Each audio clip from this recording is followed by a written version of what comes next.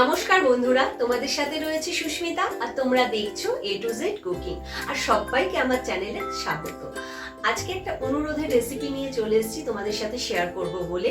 Mister Ravishankar আমাকে অনুরোধ করেছিলেন ছানার পায়েস দেখানোর জন্য, তা সেই কারণেই আজকে ছানার পায়েস নিয়ে এসেছি তোমাদের সাথে শেয়ার করব বলে।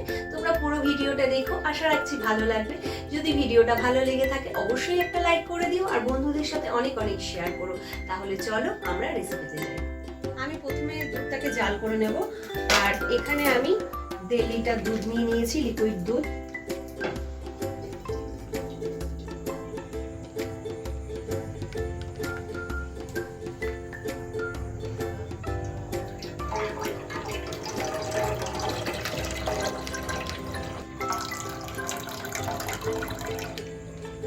এইভাবে গ্যাসের আঁচটাকে বাড়িয়ে দিয়ে আমি দুধটাকে খুব ভালোভাবে জাল করে নেব।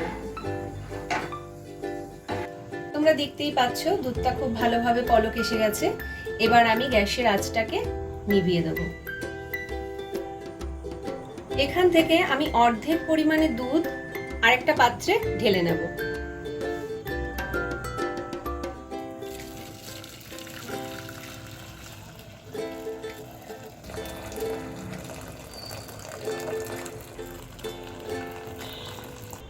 এই অর্ধেক দুধটা আমি এবার ছানা কাটিয়ে নেব। আর এই ছানা কাটানোর জন্য আমি এখানে 3 চামচ ভিনিগার নিয়ে নিয়েছি আর 3 চামচ জল নিয়ে নিয়েছি। দুটো আমি একত্রে মিশিয়ে নিয়েছি। আর দুধটা আমি 1-2 মিনিটের মতন আমি একটু ঠান্ডা করে নিয়েছি। এবার আমি অল্প অল্প করে ভিনিগার দিয়ে মিশিয়ে নেব। আর এইভাবে অনবরত আমি নাড়তে থাকবো। আবারও একটু ভিনেগার দিয়ে আমি নাড়তে থাকবো।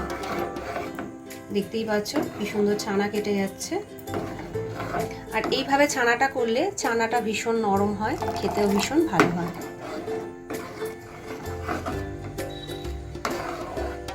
দেখো খুব ভালোভাবে কেটে গেছে। জল আর ছানা দেখো আলাদা হয়ে গেছে। ছানাটা এবার আমি ছেঁকে নেব। আর ছেঁকে নেওয়ার জন্য দেখো আমি একটা পরিষ্কার টিস্যু নিয়ে নিয়েছি। তোমরা চাইলে সুতির কাপড়ও ব্যবহার করতে পারো।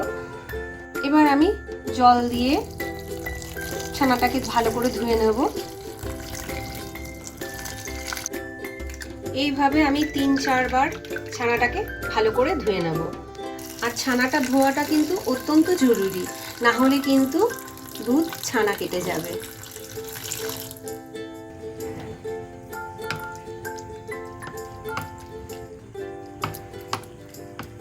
যে দুধটা আমি তুলে রেখেছিলাম সেটা আমি আবার গ্যাসে বসিয়ে খুব ভালো করে জাল করে নেব। আমি দুধটাকে 15-20 মিনিট করে মিডিয়াম আঁচে খুব ভালো করে জাল করে নেব।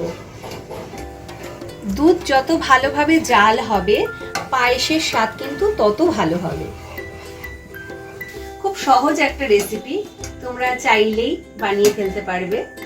আর তোমরা যদি আমি যেভাবে বানিয়েছি সেইভাবে তোমরা যদি বানাও একদম পারফেক্ট একটা ছানার পায়েস তৈরি হবে।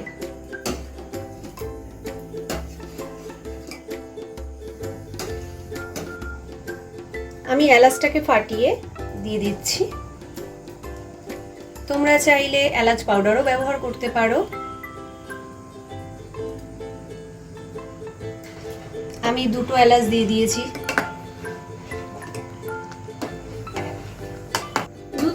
ঘন করে আমার জাল দেওয়া হয়ে গেছে। আমি এখানে 150 গ্রামের মতন চিনি নিয়ে নিয়েছি, সেটা আমি দিয়ে দেব। মিষ্টিটা তোমাদের স্বাদ মতন দেবে। মিষ্টির স্বাদটা সবার সমান নয়, কেউ বেশি মিষ্টি পছন্দ করে, কেউ আবার কম মিষ্টি পছন্দ করে। তা সেক্ষেত্রে তোমাদের স্বাদ অনুযায়ী চিনির পরিমাণটা দেবে। এবার আমি ছানাটাকে একটা পাত্রে নিয়ে নিচ্ছি। এবার আমি একটু ছানাটাকে ভেঙে নেব। মানে একটু ঝুড়ো ঝুড়ো মতন করে নেব।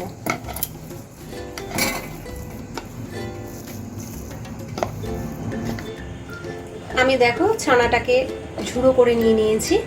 এবার আমি দুধে দিয়ে দেবো।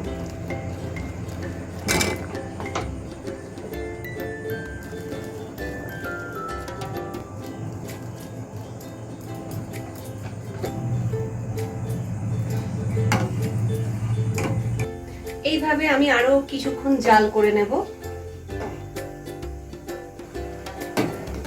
তোমরা দেখতেই পাচ্ছ ছানাগুলো দেখো ফুলে ফুলে উঠছে।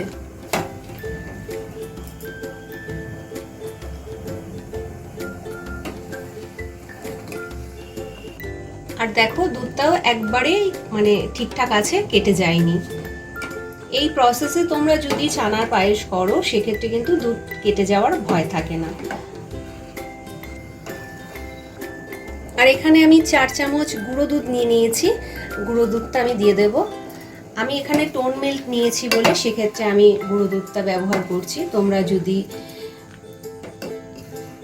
ক্রিম দুধ দাও তাহলে সেক্ষেত্রে গুঁড়ো দুধটা না দিলেও চলবে, তবে পায়েসে একটু গুঁড়ো দুধ পড়লে পায়েসের স্বাদই পাল্টে যায়। যেহেতু আমি গুঁড়ো দুধটা ডিরেক্ট দিলাম সেক্ষেত্রে পায়েসের স্বাদটা কিন্তু আরো বেশি ভালো হবে, কারণ গুঁড়ো দুধ গরম দুধে পড়লে দেখবে দলা দলা মতন পাকিয়ে যায়, সেক্ষেত্রে পায়েসটা আরো বেশি খেতে ভালো লাগবে। তোমরা চাইলে দুধটা গুলেও দিতে পারো, কিন্তু আমি এখানে গুলে দিইনি, তার কারণ এইভাবে পায়েসটা করলে আরো বেশি খেতে ভালো হয়। গ্যাসের আঁচটাকে একদম কমিয়ে দিয়ে আমি আরো 8 থেকে 10 মিনিট দুধটাকে এইভাবে জাল করে নেব। আমার হয়ে গেছে আর গ্যাসের আঁচটাকে আমি অফ করে দিয়েছি। আর দেখো একদম একটা পারফেক্ট ছানার পায়েস তৈরি হয়েছে।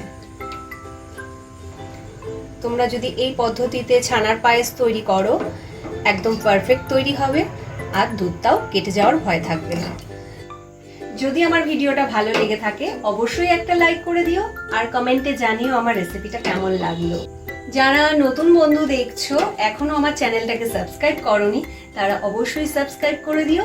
পরের দিন দেখা হবে অন্য কোনো ভিডিওতে। তোমরা ভালো থেকো, সুস্থ থেকো, সবাইকে ভালো রেখো। জয় শ্রীকৃষ্ণ।